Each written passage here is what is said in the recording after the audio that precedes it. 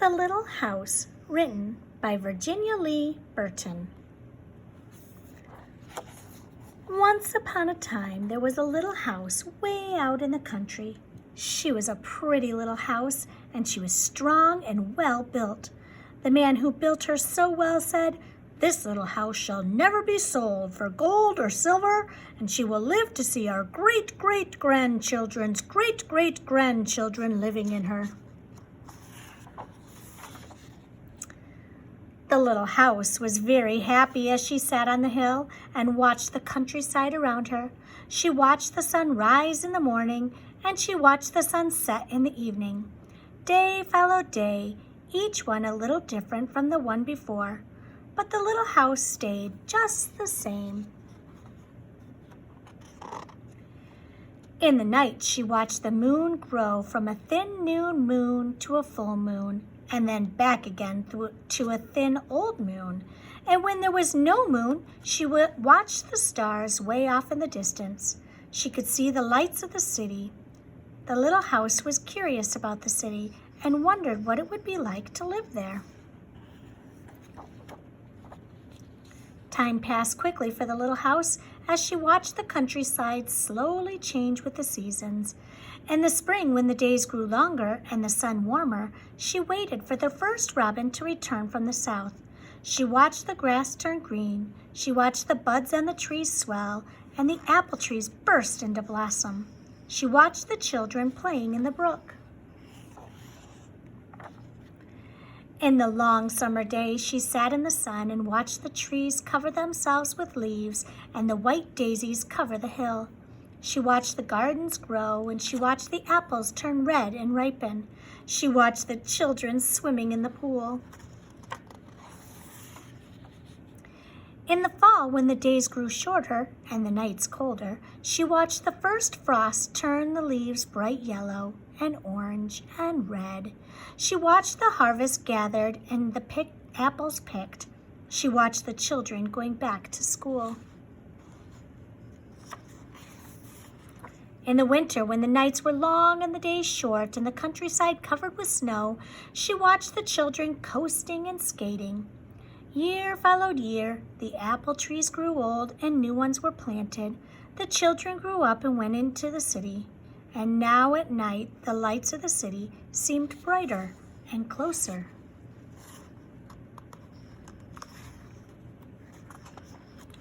One day, the little house was surprised to see a horseless carriage coming down the winding road. Pretty soon, there were more of them on the road and fewer carriages pulled by horses. Pretty soon, along came some surveyors and surveyed a line in front of the little house.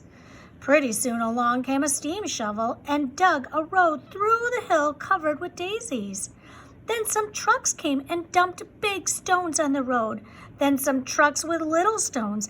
Then some trucks with tar and sand, and finally a steamroller came and rolled it all smooth, and the road was done. Now the little house watched the trucks and automobiles going back and forth to the city. Gasoline stations, roadside stands, and small houses followed the new road. Everyone and everything moved much faster now than before. More roads were made and the countryside was divided into lots. More houses and bigger houses, apartment houses and tenement houses, schools, stores, and garages spread over the land and crowded around the little house. No one wanted to live in her and take care of her anymore. She couldn't be sold for gold or silver. So she just stayed there and watched. Now it was not so quiet and peaceful at night. Now the lights of the city were bright and very close, and the street lights shone all night. This must be living in the city, thought the little house, and didn't know whether she liked it or not. She missed the field of daisies and the apple trees dancing in the moonlight. Pretty soon there were trolley cars going back and forth in front of the little house. They went back and forth all day and part of the night. Everyone seemed to be very busy and everyone seemed to be in a hurry.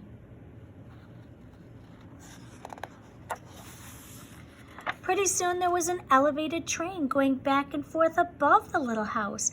The air was filled with dust and smoke, and the noise was so loud that it shook the little house.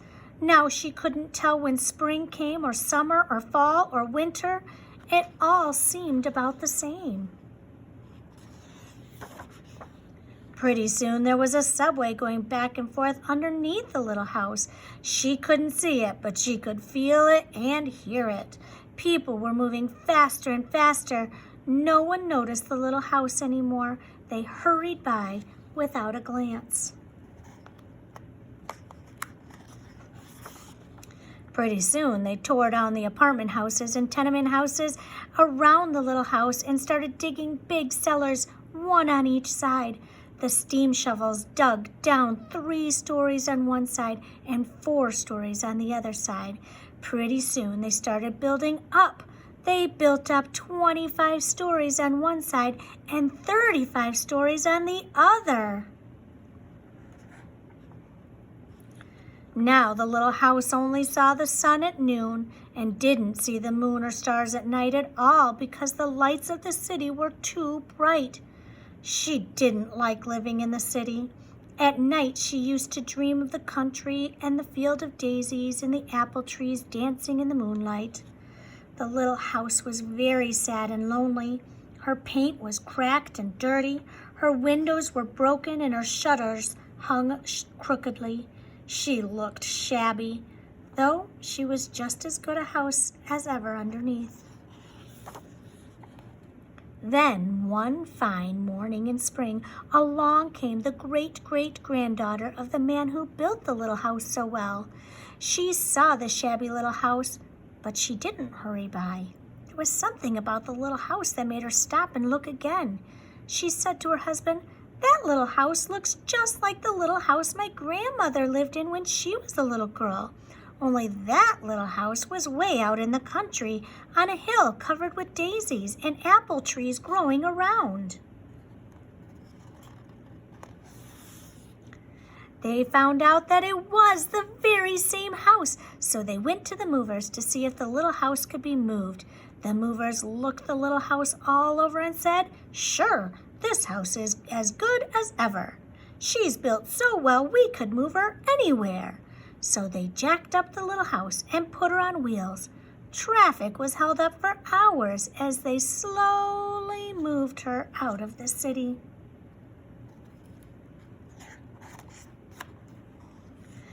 At first, the little house was frightened, but after she got used to it, she rather liked it. They rolled along the big road, and they rolled along the little roads until they were way out in the country. When the little house saw the green grass and heard the birds singing, she didn't feel sad anymore. They went along and along, but they couldn't seem to find just the right place. They tried the little house here, and they tried her there. Finally, they saw a little hill in the middle of the field, and apple trees growing around. "There," said the great-great-granddaughter, "that's just the place." "Yes, it is," said the little house to herself. A cellar was dug on top of the hill, and slowly they moved the house from the road to the hill.